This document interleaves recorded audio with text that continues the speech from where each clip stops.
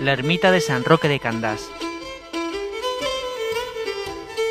La ermita fue construida en el siglo XVI en la antigua entrada principal del pueblo, con el fin de implorar al santo para que no entrase la peste en Candás.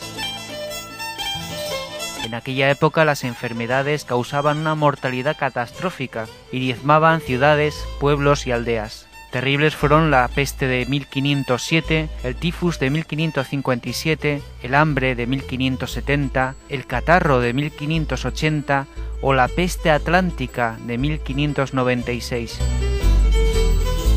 Por eso los vecinos de Candás levantaron en aquella época la ermita San Roque, ya que junto a San Sebastián son los abogados contra la peste y todo tipo de epidemias. Además, según la tradición cristiana, San Antonio Abad, que es el patrón de los animales, debido a que tiene que proteger a los muchos que hay en el mundo, cedió a San Roque la protección de los perros. Es por ese motivo que es el protector de todos los canes y según la tradición se le puede pedir amparo para que no sean abandonados ni maltratados. Por ello se cuenta que quien maltrata a un perro se atrae la maldición de San Roque para siempre.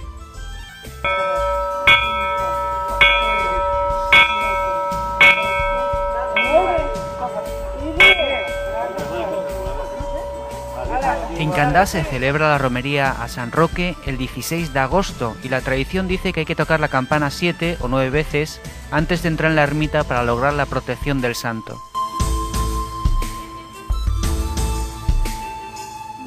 La asociación ecologista GREN solicitó a los partidos políticos de Carreño que la franja de terreno entre la carretera y la ermita sean restauradas medioambientalmente y transformadas en zona verde para disfrute de los visitantes y vecinos del pueblo de Candás.